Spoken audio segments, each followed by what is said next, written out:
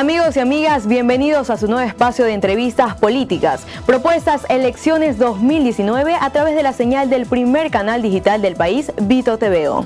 Estamos comprometidos en que usted conozca las propuestas de los candidatos a las diferentes dignidades que serán escogidas el próximo 24 de marzo. En nuestra primera emisión presentaremos a un personaje que se desempeñó como prefecto de la provincia del Guayas durante casi 10 años y ahora su gran objetivo es lograr la alcaldía de Guayaquil. Muchos lo conocen por su trayectoria política, pero hay quienes aún lo recuerdan por su destacado paso en el periodismo. Bienvenidos a Propuestas Elecciones 2019, donde conoceremos más detalles sobre la vida de Jimmy Jairala. Además, cuáles son sus planes y objetivos en caso de llegar al sillón de Olmedo. Arrancamos. Jimmy Jairala Balaza, periodista y político ecuatoriano, nació el 26 de septiembre de 1957. Fue presentador de noticias, subsecretario de Información y ministro de Información. Tras desempeñarse como comunicador por alrededor de 30 años, se presentó como candidato a alcalde de Guayaquil en las elecciones municipales de 2004 por parte del Partido Roldosista Ecuatoriano. Obtuvo el 30% de la votación, siendo derrotado por Jaime Nebot del Partido Social Cristiano. Posteriormente se presentó como candidato a diputado para las elecciones legislativas de 2006, ganando uno de los 100 escaños que conformarían al organismo legislativo, hasta que en el 2009 obtuvo la prefectura del Guayas por el partido Una Nueva Opción. En diciembre del 2018 renunció al cargo tras desempeñarse durante casi 10 años. En la presente entrevista conoceremos detalles de su extensa trayectoria, objetivos políticos, aspectos familiares, cuestionamientos como funcionario público y lo que desea para Guayaquil, en caso de llegar a la alcaldía. Retornemos a aquel año 2004, mucha gente ya lo conocía, gozaba de mucha popularidad en las amas de casa, por supuesto en los hogares ecuatorianos, pero ¿en qué momento dijo, bueno, dejo el estable, obviamente el reconocimiento, sé cómo es la política, lo que eso conlleva?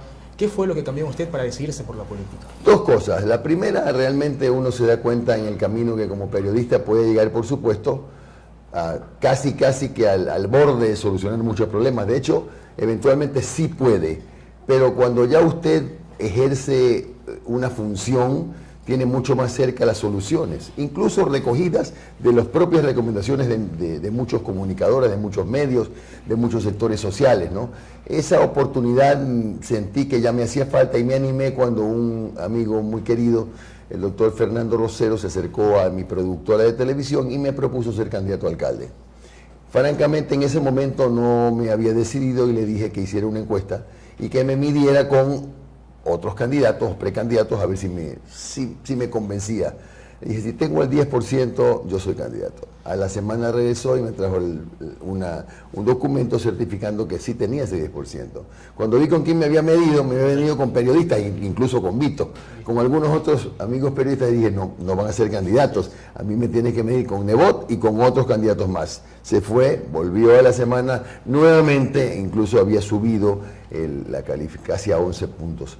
Entonces, como yo soy un hombre de palabra, dije, bueno, como empeñé mi palabra, lo hago, me lancé al ruedo ya y me quedé haciendo política hasta ahora, ¿no? Durante los últimos 10 años tuvo la oportunidad de recorrer varios sectores de la provincia del Guayas, obviamente conoce las necesidades de varios recintos, cantones, pero en este caso, en la ciudad de Guayaquil, mucho se ha dicho obviamente del modelo exitoso de la ciudad de Guayaquil, pero en este caso, usted dijo, bueno, dejo la prefectura para embarcarme en este nuevo proyecto, esta misión. ¿Por qué razón?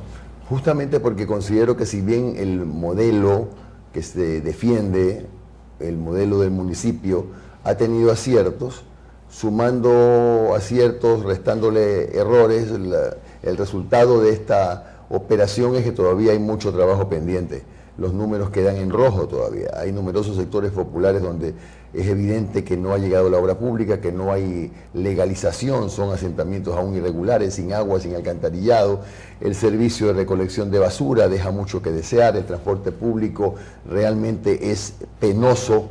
El agua potable, pagamos posiblemente el agua más cara de América y no la podemos tomar de la llave.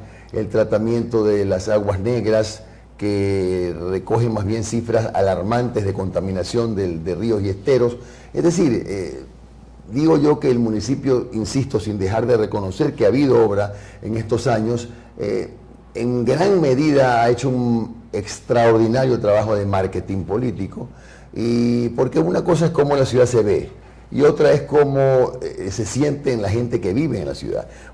Le doy un ejemplo, aquí hablamos, o el municipio nos dice, por ejemplo, que por cada habitante ya llegaron al umbral de 9 metros cuadrados de área verde, y no es cierto, no llegamos ni a 1,5, y yo en algunas exposiciones muestro 2 fotos tomadas de la misma altura de Hamburgo y de Guayaquil, y usted ve una sombra gris que es Guayaquil y usted ve un espacio verde que es Hamburgo. Es decir, no estamos con buenas calificaciones todavía en muchos aspectos en la ciudad. A medida que avanza la campaña también electoral, inicialmente se van a iniciar también el tema de los primeros días de febrero, obviamente, pero ya su recorrido se ha visto, el acercamiento con la ciudadanía también, el conocer también los problemas de cerca es muy importante, ¿no? ¿Qué es lo primero que le dicen los ciudadanos guayaquileños? Porque por lo general el ciudadano hace una comparación, ¿no? ¿Qué es lo que quiero? ¿Qué es lo que me puede dar en este caso? Bueno, fundamentalmente quieren un cambio, ¿no? La gente siente que de pronto tiene su calle asfaltada, pero las alcantarillas están colapsadas. La gente ve que seguramente, por fortuna en su sector, el recolector sí pasa 3 veces, pero no puede salir a comprar a la esquina porque lo asaltan. Entonces la gente no vive tranquila, la gente no vive bien. Lo primero que tiene que hacer un alcalde es preocuparse por la seguridad de sus conciudadanos, y por eso esa va a ser una de nuestras prioridades, preocuparnos de eso. Nos piden seguridad, nos hablan del empleo, de la falta de empleo, nos hablan del flagelo de la H, que realmente ya no es solamente, como se decía antes, un problema de la periferia. Mentira, la H está ya absolutamente en todas partes. Y esto es posible no solamente por lo que uno lee en las estadísticas, porque yo hablo con las personas a las que visito. Mis visitas, desde que empecé a hacer campaña política, y esto a uno le enseña el reporterismo, que le obliga a investigar, son de casa en casa. Yo converso, me demoro, pero hablo con todas las familias, un momento aunque sea, y allí uno se va retroalimentando de información. Por eso es que nuestra campaña es absolutamente diferente, ¿no? Por eso nosotros creamos empatía con las necesidades del ciudadano. Esa es una gran diferencia para hacer política. Los ciudadanos también, sobre todo a través de redes sociales, pueden percibir de que quizás a veces se ven ciertos ataques contra su persona. Ya la parte familiar, ¿cómo lo toman este tipo de comentarios? Sabemos que obviamente quizás usted tiene la experiencia, sabe cómo sobrellevarlos, pero obviamente llega a su casa, ¿qué le dice a su familia? Primero, que ya les enseñé a todos que hagan como el papá, que se bañen en aceite todas las mañanas para que todo les resbale. De otra manera, no podrían ser hijos de un político. En segundo lugar, sí, lo que sí me incomoda y realmente causa rechazo es el hecho de que ya, gracias a determinadas redes sociales y al abuso de la presencia de los llamados trolls, por ejemplo, ya ni siquiera la honra de la familia se respeta. La verdad es que la política, en eso debo decir con mucho dolor, que ha tenido un cambio radical, un cambio sustancial, porque la guerra sucia un poco sobrepasa las ideas del candidato, ¿no? Sobrepasa los buenos propósitos que tienen los candidatos, y me refiero en términos generales. Insisto en el tema de la familia porque ya es algo obviamente muy personal, quizás obviamente es la parte que todos queremos proteger en todo ámbito, ¿no? Más allá de la política, el trabajo, en todo sentido. Pero en algún momento quizás sus familiares más cercanos o hijos le han preguntado, ¿es verdad esto, lo de acá? Sí, claro que lo preguntan. Yo se los explico. Incluso tengo uno de mis hijos, que no voy a decir el nombre, que durante algunos años nunca estuvo conmigo en las campañas políticas porque justamente le causa repulsión la forma de hacer política en este país. Y bueno, finalmente ya entendió que desgraciadamente así es esto, no debería serlo, pero así es, que es un poco igual para todos, y bueno, y ahora sí tengo el apoyo de él, pero no a todos les gusta, y es lógico, no a todos les gusta. Hemos visto precisamente en sus recorridos en varias partes de Guayaquil que está acompañado de sus hijos.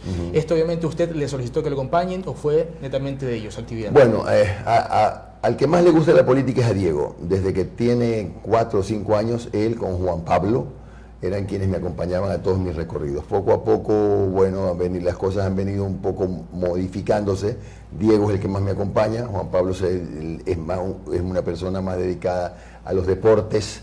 Daniel es ingeniero de sonido, es productor de radio, de televisión, etc. Sebastián, él está en otra onda, él es el intelectual de la familia. Santiago, más dedicado a sus estudios, pero cuando tienen que acompañarme lo hacen, ¿no? No digo que necesariamente les guste, porque realmente los chicos también ven cómo está de contaminado esto y nunca quieren estar en medio pues de una tormenta de ofensas, de injurias, porque ya en las redes, por ejemplo, no se respeta ya ni siquiera la dignidad de las familias, ¿no?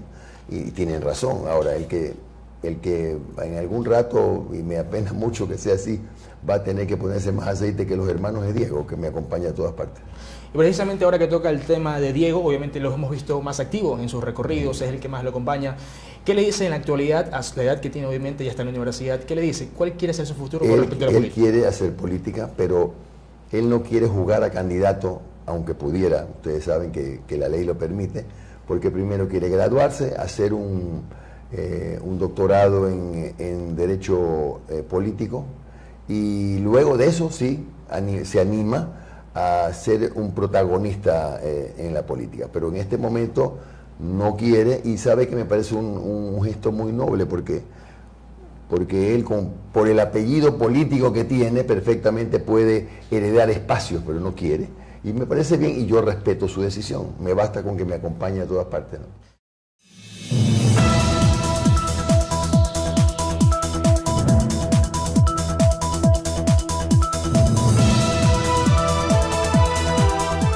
En 1979 tenía apenas 22 años cuando me inicié en la televisión trabajando en Tele4 Guayaquil, hoy RTS. Un año después salí en pantalla.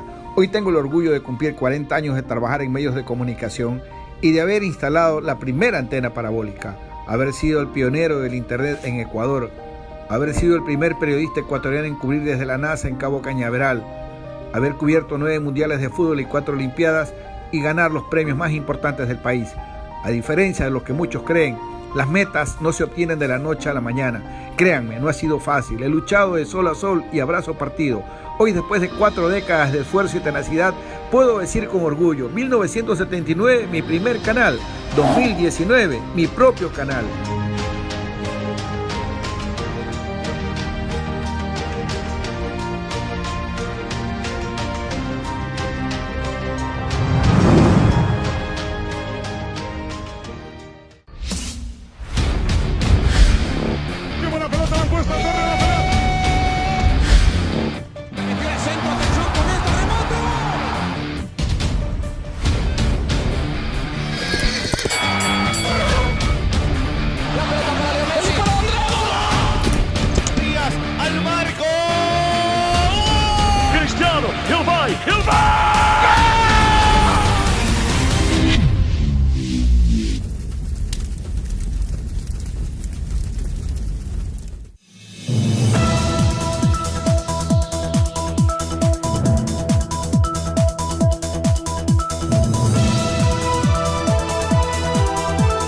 Donde vemos que sí están reunidos todos, en este caso son los días domingos, obviamente van a la hípica. Siempre. Es una pasión de ustedes. Cuéntenme también un poco a la gente su pasión en este deporte.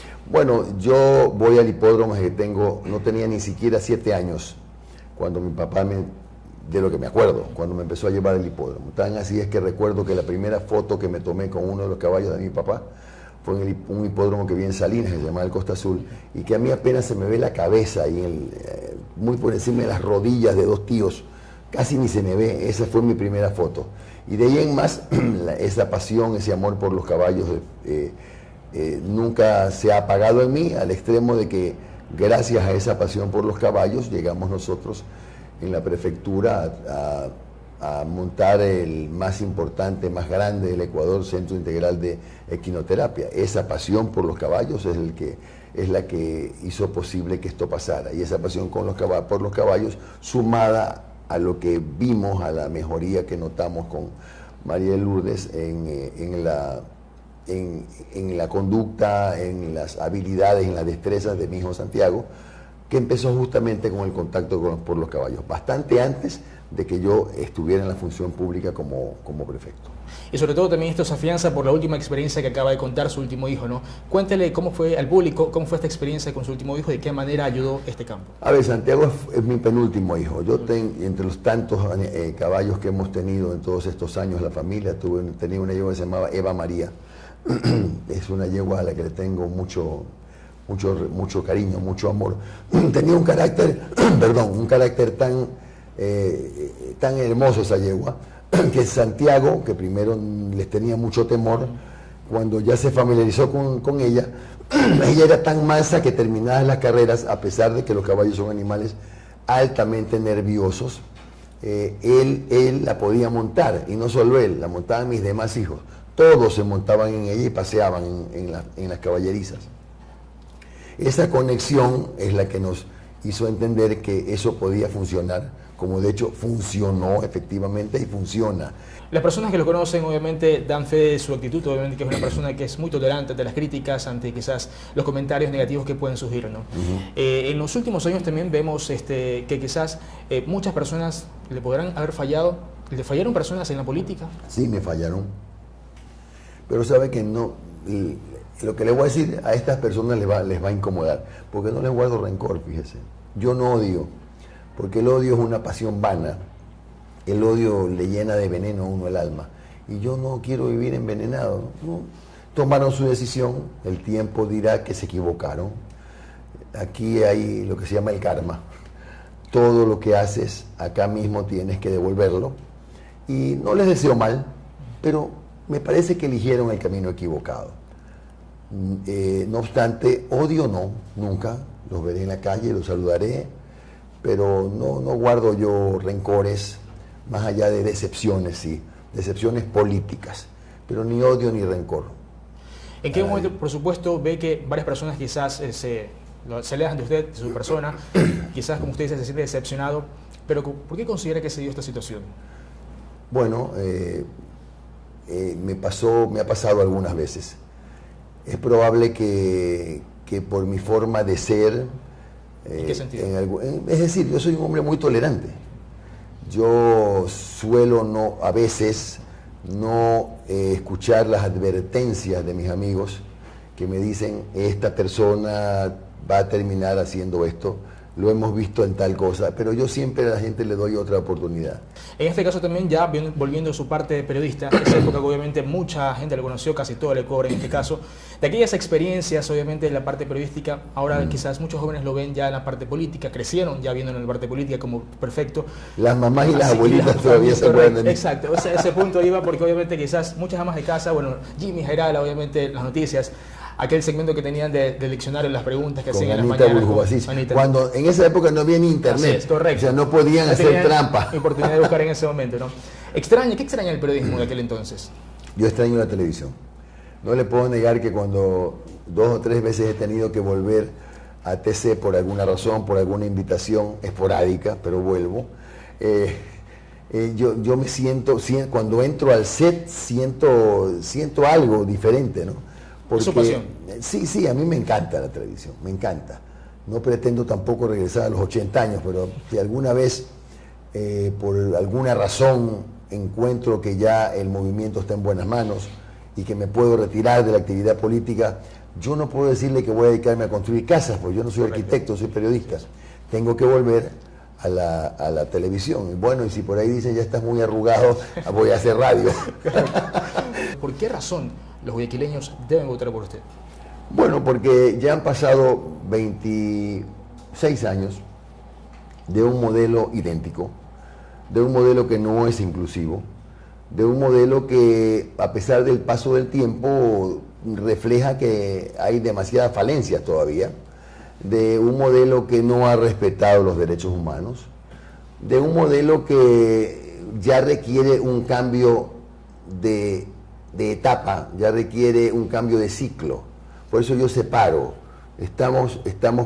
tenemos que pasar del ciclo pasado a un nuevo ciclo con una visión más humanista y solidaria del alcalde, que respete el derecho de los informales y los ambulantes, por ejemplo, a trabajar, que entienda que necesitamos un transporte público digno, un transporte público que no contamine el ambiente, que tenemos deudas con la naturaleza, que hemos sido depredadores de la naturaleza en Guayaquil, no hemos trabajado en esto, que el alcalde tiene que ser corresponsable de la seguridad de sus vecinos. No se ha hecho esto, hay que entender que es una de las razones por las cuales la delincuencia se ha multiplicado tanto. Es inconcebible para mí que un alcalde le saque el cuerpo a la seguridad, que no se ha trabajado adecuadamente en prevención, por ejemplo, con los jóvenes del consumo de drogas, porque en esta ciudad no hay nada que hacer, es una ciudad gris, una ciudad que carece del número suficiente de espacios verdes, que los jóvenes no tienen espacios, por ejemplo, para arte, para cultura, para aprender a tocar piano, guitarra, qué sé yo, para deportes, para utilizar la mente y para alimentar el alma en cosas que los mantengan lejos de las drogas, del alcohol, del cigarrillo, etc. Estas cosas están pendientes, son las que tenemos que hacer.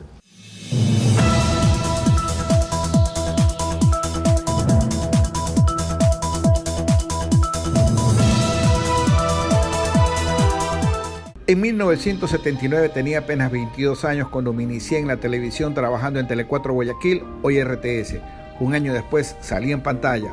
Hoy tengo el orgullo de cumplir 40 años de trabajar en medios de comunicación y de haber instalado la primera antena parabólica, haber sido el pionero del Internet en Ecuador, haber sido el primer periodista ecuatoriano en cubrir desde la NASA en Cabo Cañaveral, haber cubierto 9 mundiales de fútbol y 4 olimpiadas y ganar los premios más importantes del país. A diferencia de lo que muchos creen, las metas no se obtienen de la noche a la mañana. Créanme, no ha sido fácil. He luchado de sol a sol y abrazo partido. Hoy, después de 4 décadas de esfuerzo y tenacidad, puedo decir con orgullo, 1979, mi primer canal, 2019, mi propio canal.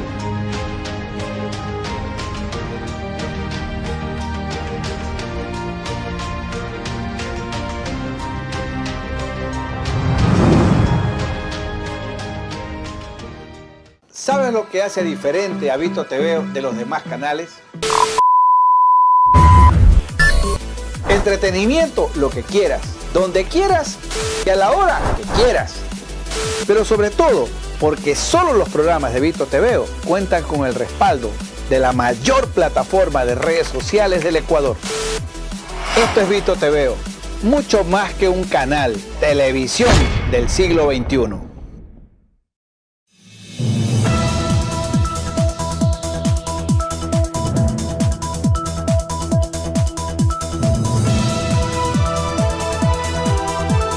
A nivel político y a nivel personal, ¿cuál es la deuda pendiente que siente usted, que le falta por cumplir?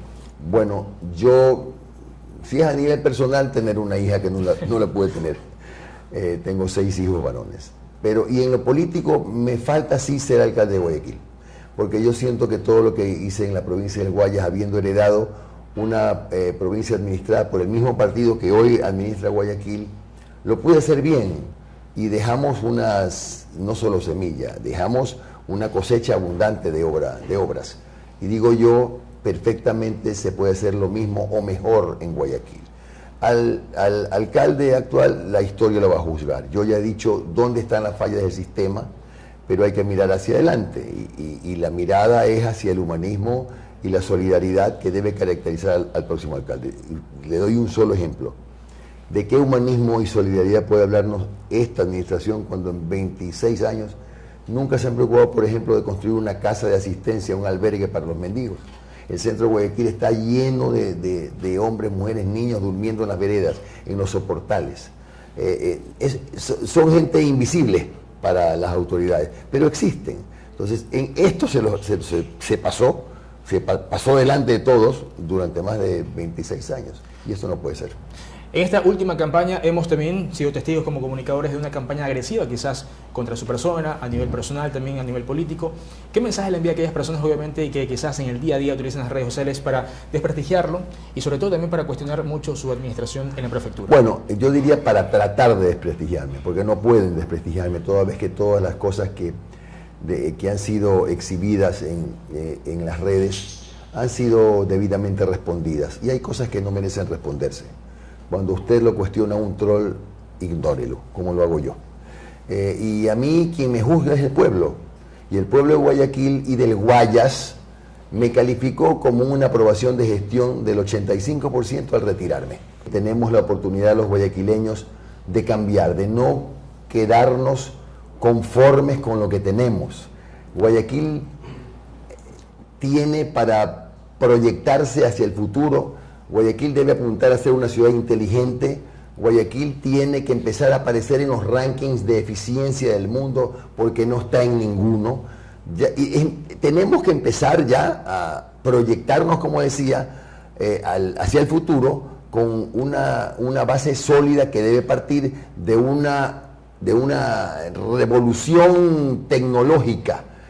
Guayaquil todavía está viviendo un poco el siglo pasado. Todavía usted ve colas interminables en todas partes. Todavía ve que usted no puede hacer algún trámite, por ejemplo, sacar un permiso de construcción en línea. Guayaquil está en eso sumamente atrasado.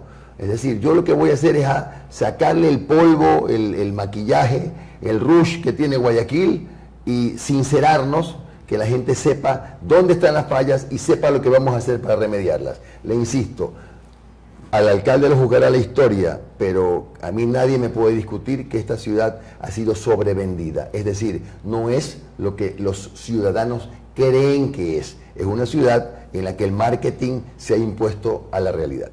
Dialogamos con 4 de los 6 hijos del candidato Jimmy Jairala, quienes compartieron las experiencias que les ha dejado hasta el momento recorrer distintos sectores de Guayaquil junto a su padre. Decía su papá, sea lo que me enfrento, obviamente la maquinaria de lo que puede ser el otro candidato o la otra candidatura. ¿Qué le dice usted en el día a día? Porque obviamente sabemos que aparte de ser su compañero es su hijo, ¿no? En el día a día, bueno, ¿qué le dice papá? Esa palabra de aliento para seguir en el día a día. Bueno, siempre le digo que él sabe de lo que es capaz, sabe que tuvo una administración de casi 10 años con muchísimo éxito, sabe que es el candidato más preparado y con más experiencia y que no tiene por qué temerle a nada. ¿Cómo ha sido esa experiencia en los recorridos, obviamente en barrios bien necesitados en la ciudad de Guayaquil? Bueno, ha sido muy interesante, sobre todo ya sabíamos cómo iba a ser porque en veces anteriores ya lo habíamos acompañado y sabemos que el puerta a puerta es algo muy importante porque sabemos y escuchamos las necesidades de los ciudadanos. Entonces es algo que, como dijo mi papá, es algo que conecta lazos, como que hace que la gente se sienta atraída hacia lo que él propone. Entonces sabemos que es algo muy difícil y además se escuchan las propuestas y la gente lo quiere más y más.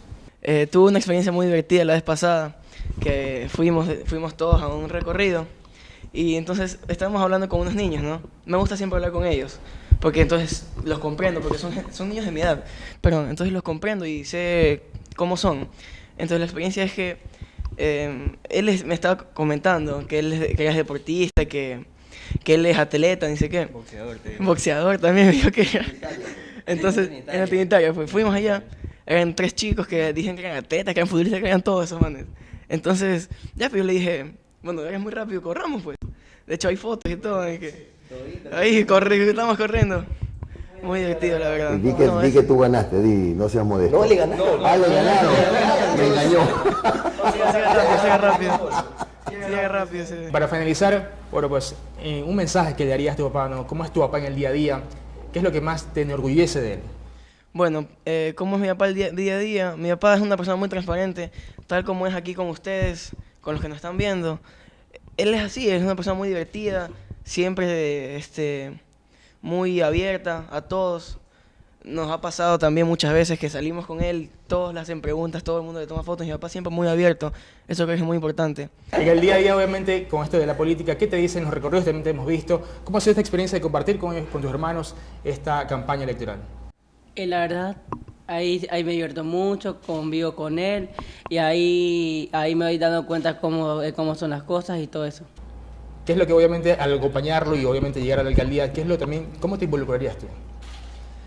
Yo creo que cómo me involucraría con él personalmente siendo un soporte, siendo la persona que esté al lado de él, apoyándolo emocionalmente,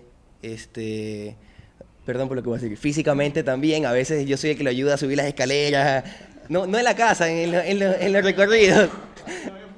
Claro.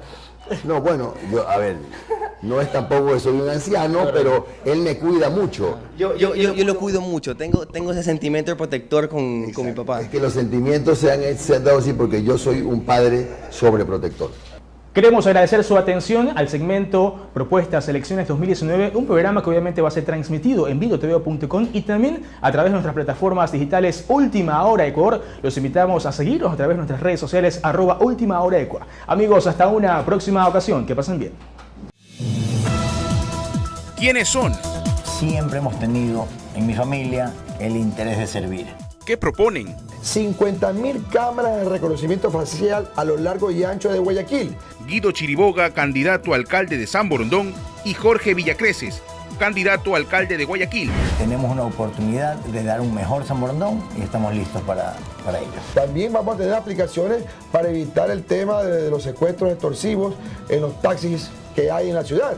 Propuestas, elecciones 2019 este miércoles, después de Última Hora Ecuador, a las 18:30 por la señal de Vito TV.